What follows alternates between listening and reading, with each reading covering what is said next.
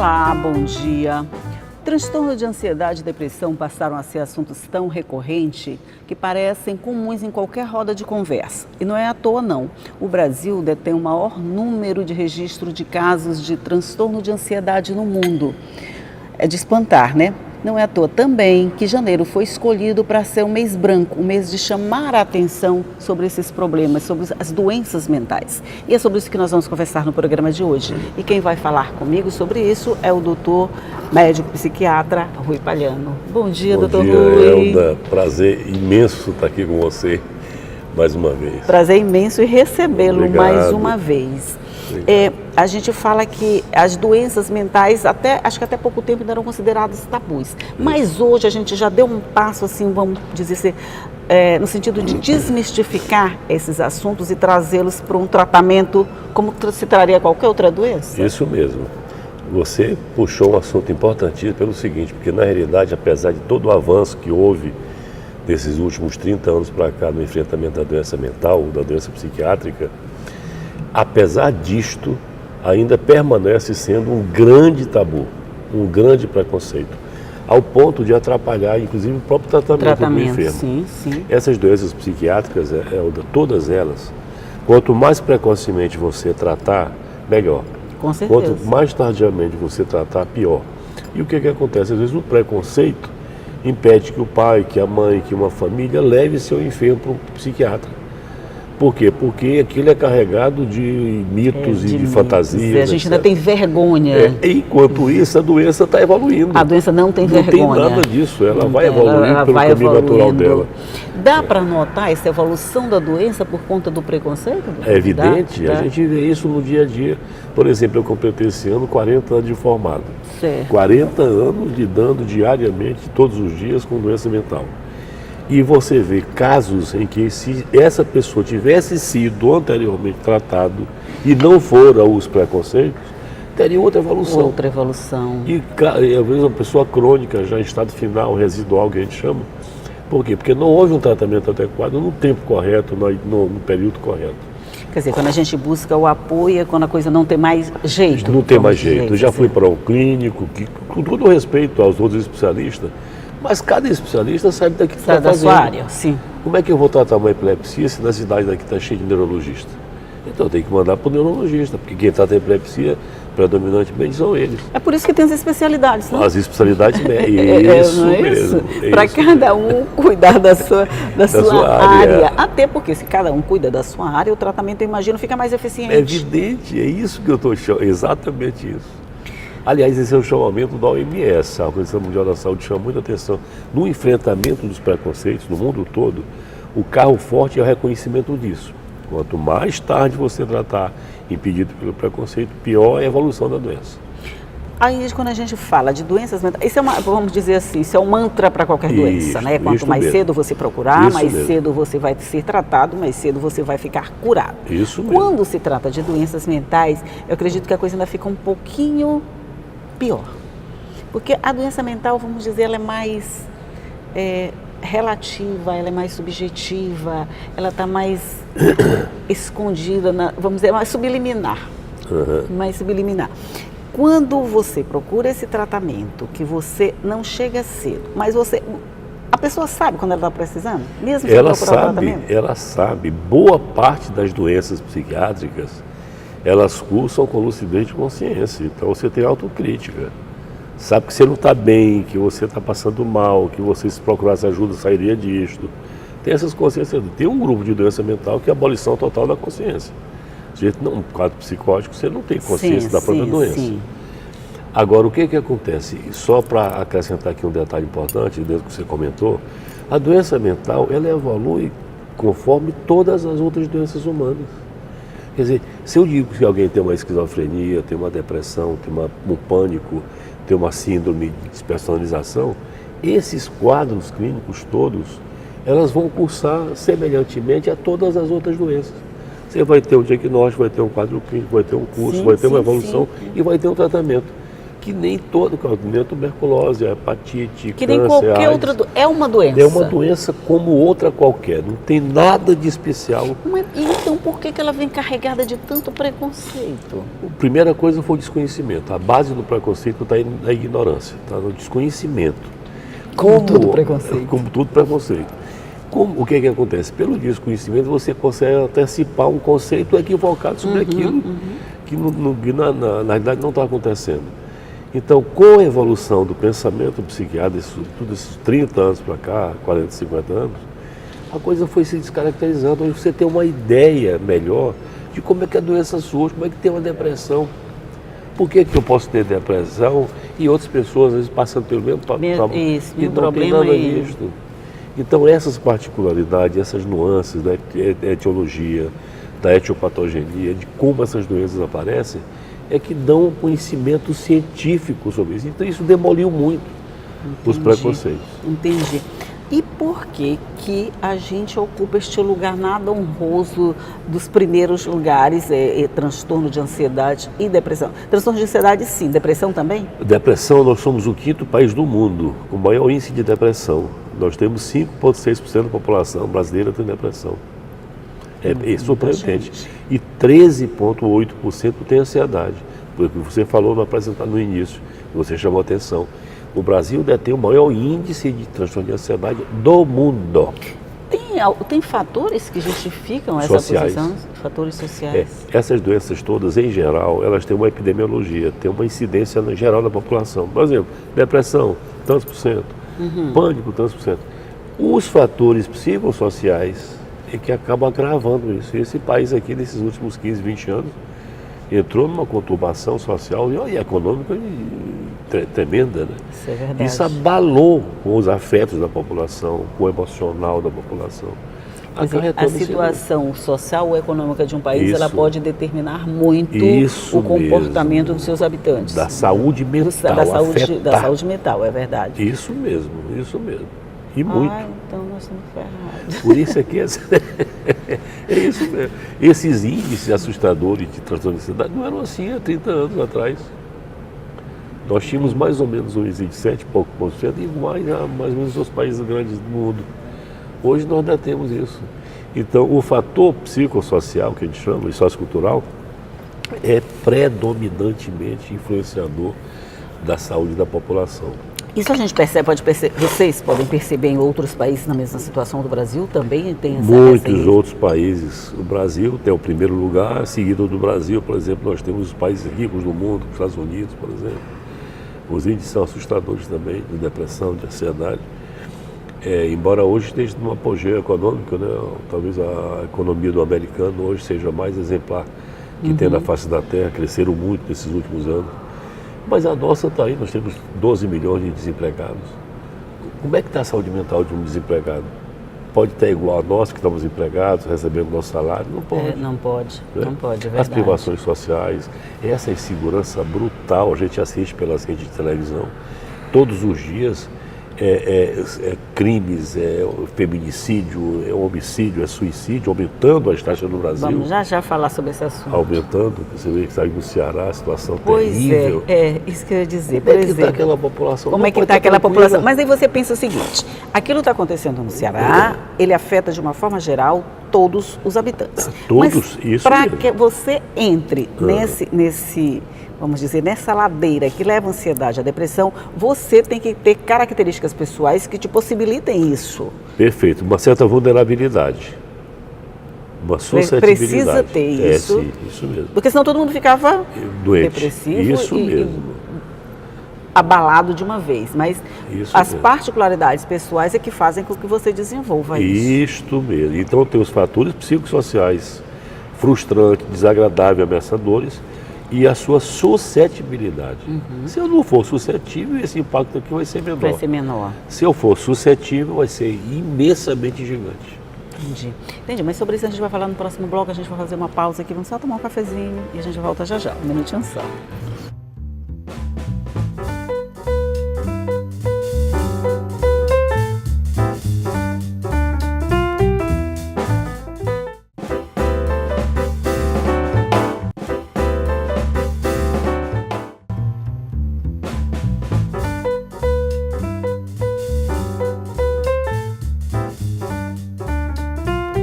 Voltamos para continuar falando um pouco mais sobre as doenças mentais, a evolução, os fatores que determinam. E a gente estava falando exatamente dos fatores que determinam.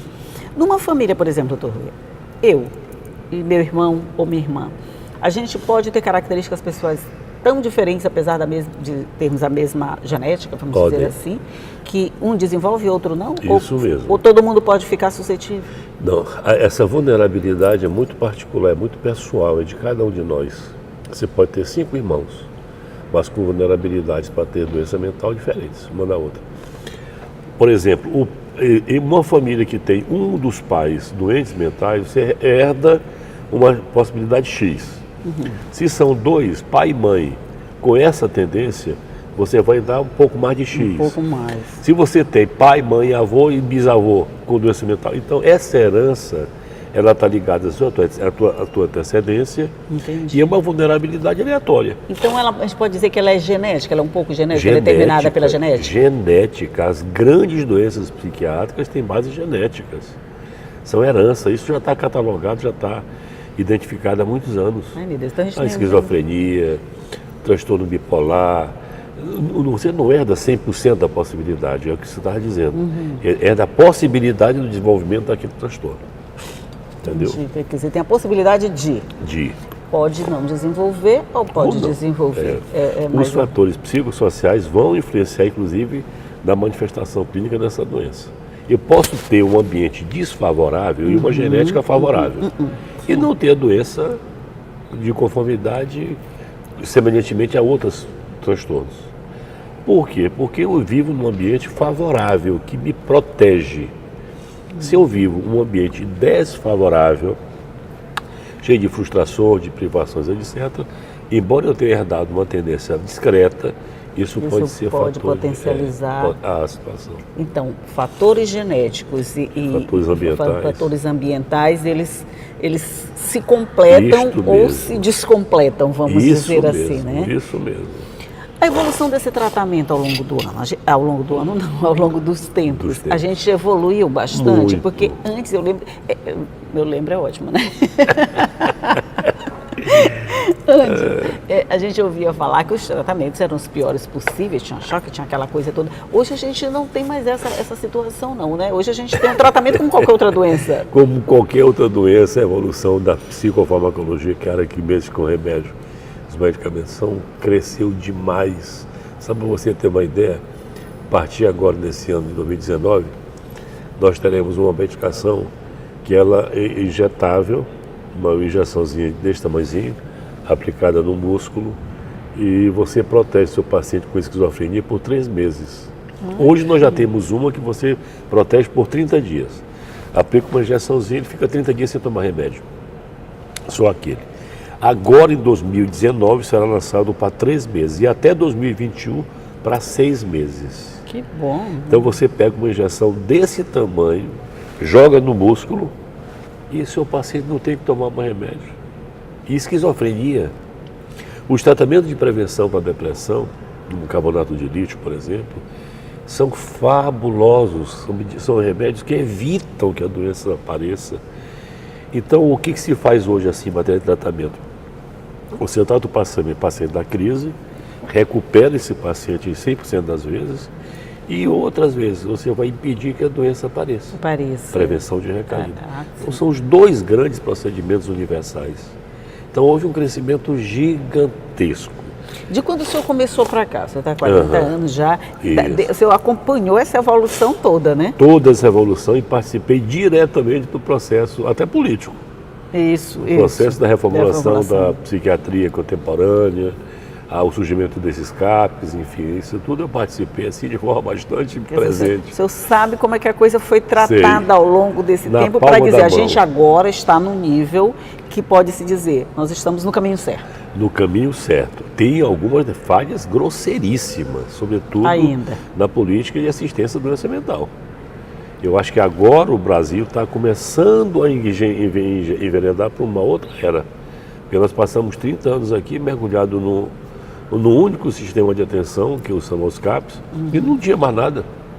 Você não tinha um ambulatório na cidade, você não tinha um hospital psiquiátrico para agudos. Então isso está sendo mudado.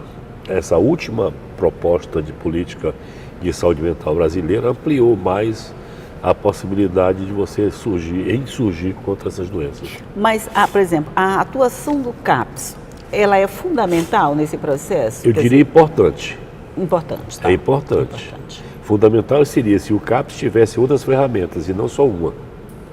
Então, a reforma psiquiátrica, erroneamente chamada reforma psiquiátrica, ela concentrou todas as ações políticas numa única ferramenta, que são os centros de atenção psicossocial, com suas variedades 1, 2, 3, 4, etc. CAPS-I, CAPS, álcool e drogas, etc. Isso. Mas existem outras propriedades e prerrogativas que o paciente pode se beneficiar. Cadê os ambulatórios? Onde é que estão os ambulatórios? Na minha época tinha os ambulatórios, em todos os hospitais tinha ambulatório de psiquiatria.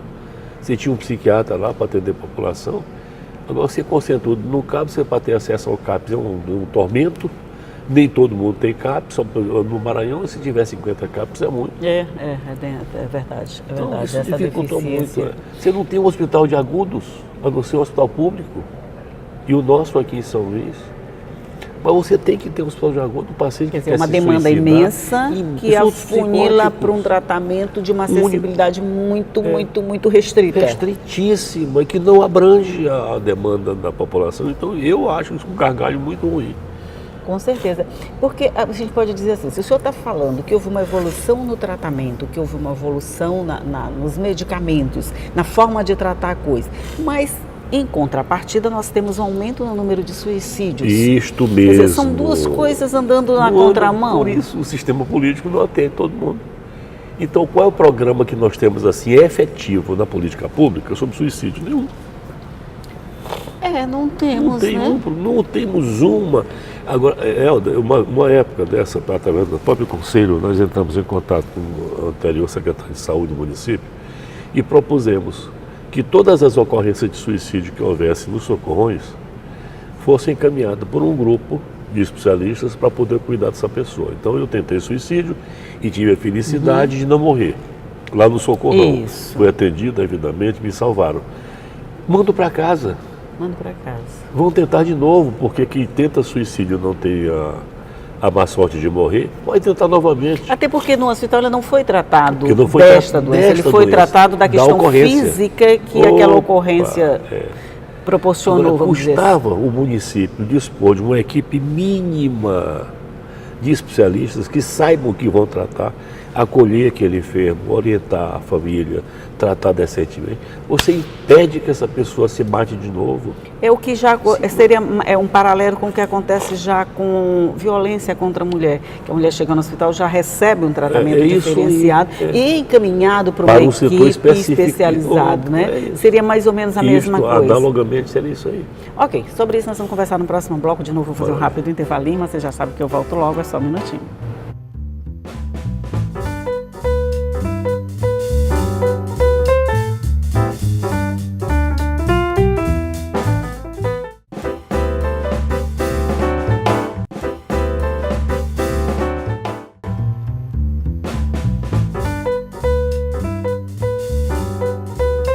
Voltamos aqui para o nosso último bloco de conversa sobre o Janeiro Branco e a chamada de atenção para as doenças mentais. E a gente estava falando nessa possibilidade de um tratamento adequado para vítimas de suicídio. Isso. Que não morreram.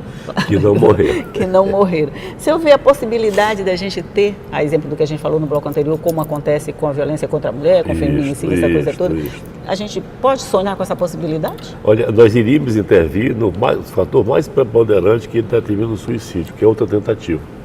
Como então, esse assunto é meio ruim, vamos esquentar o nosso café. A tentativa de suicídio que não foi, vamos chamar assim, bem sucedida, consumada, ela representa para esta pessoa a maior possibilidade de outra tentativa.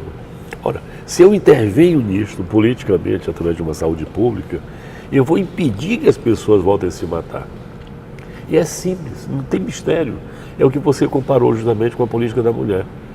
Ora, se nós fizéssemos isso para esse contingente grande de pessoas que se matam ou que tentam se matar, você evitaria um contingente maior de pessoas que acabam se matando. Isso faz parte daquela ideia de que a gente não deve chamar a atenção para casos de suicídio, para não incentivar a população a fazer, a praticar coisa desse tipo? É ainda um pouco resquício dessa política? Eu acho.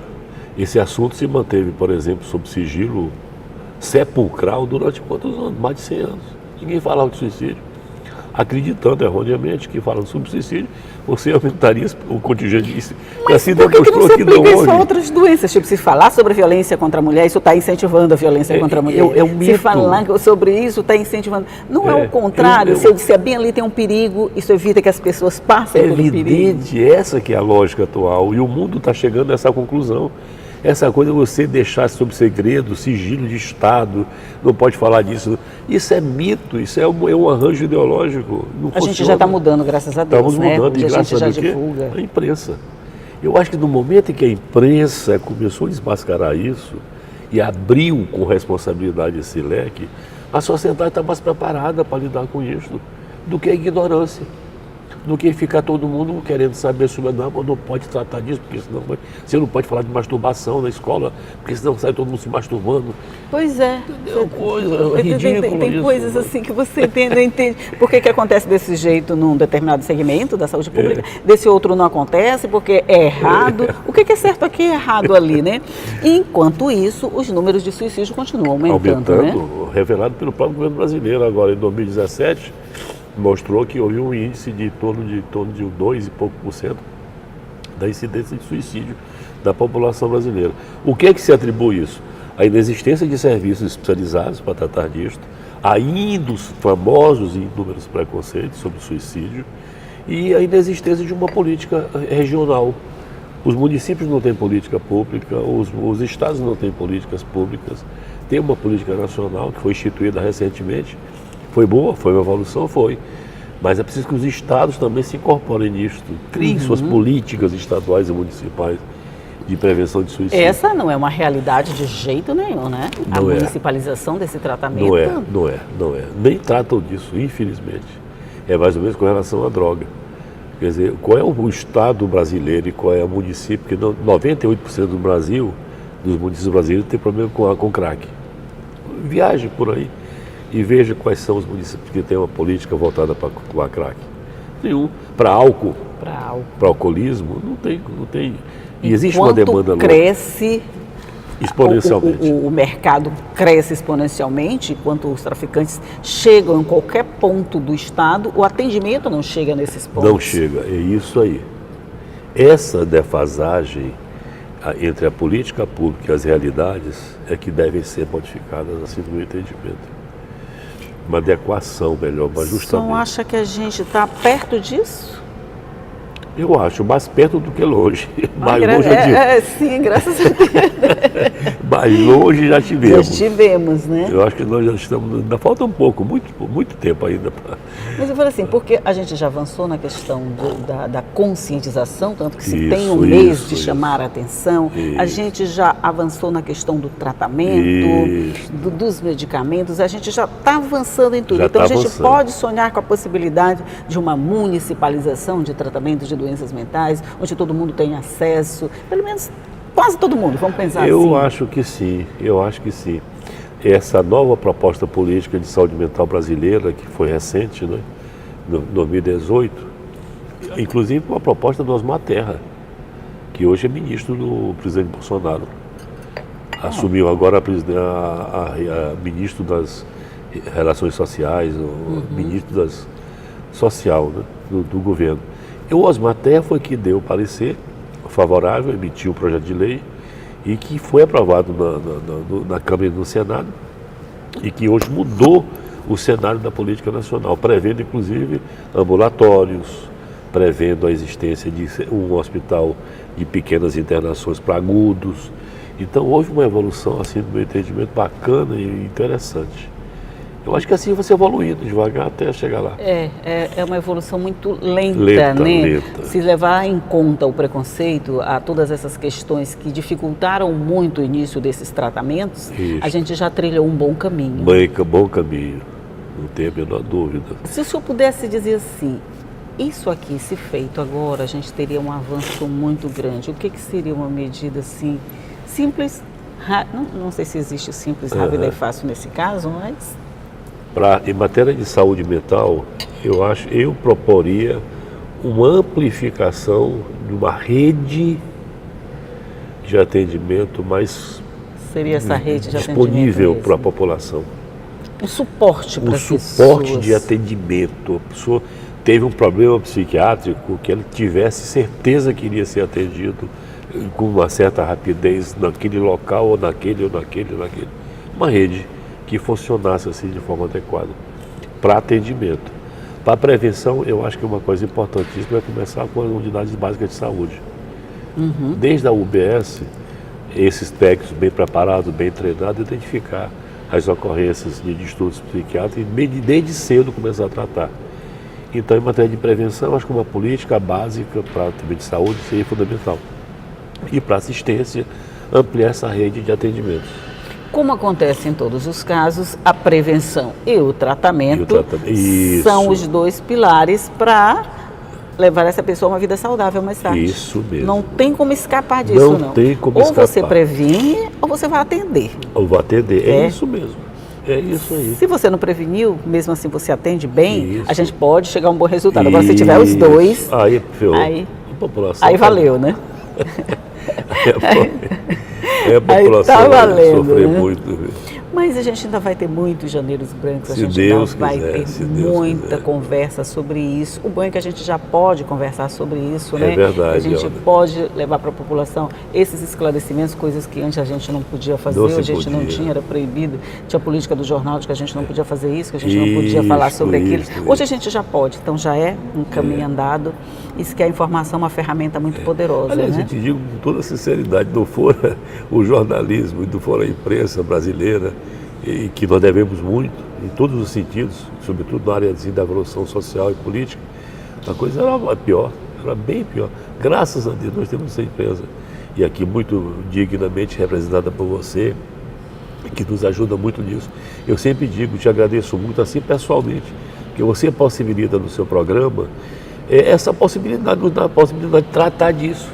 Trazer os especialistas, eu vejo seus programas assim. Conversar sobre isso, tratar né? disso com bastante tempo, com serenidade, sobre temas importantes. Isso é um tributo seu. Muito obrigada. Eu estou lhe dizendo... Que bom que eu consigo fazer uma partezinha nesse processo todo. Imensa parte, você nunca calcula. Que bom, Tô gente. dizendo. Mas eu acho que assim, é a informação. Se você tem informação, você tem poder. A partir daí você pode reivindicar o que você tem direito. Se a população passar a reivindicar isso, com certeza vai. Certamente. Agora, para reivindicar, ela precisa saber. Conhecer. Isso, você não respeita, você não ama, você não trata do que você não conhece. É preciso conhecer para a gente fazer isso. E é isso que acontece Isso com mesmo. o Janeiro Branco, é chamar a atenção para doenças mentais. A gente não tem que ter vergonha, a gente não tem que ter medo, receio, ou de ter alguém na família, ou a gente mesmo com problema mental. De médico e de louco, todo mundo tem um pouco. Às vezes a gente tem mais de médico, às vezes tem mais de louco. Fazer o quê? Cada um tem sua loucura e cada um tem seu... Cada um com sua loucura pessoal. pessoal. A gente está rindo, mas o assunto é sério, mas é assim que a gente vai tratando desses assuntos. Doutor Rui Palhano, muito obrigado mais Eu que uma vez por agradeço, estar né, aqui querida? conversando Eu que comigo sobre agradeço. isso. Agradeço muito, você não imagina. Parabéns. Muito obrigada e bom dia. Tá bom. Bom dia para você também, porque você sabe, essa conversa toda fica à sua disposição no nosso site, né? É só acessar o al.ma.leg.br/TV que você vai encontrar todas as entrevistas, todos os assuntos que você quer ver. Ali pode ver, pode rever, pode fazer o que você quiser. Mas, só para lembrar, todo dia eu vou estar aqui te esperando às 8h30 da manhã, tá? Tchau.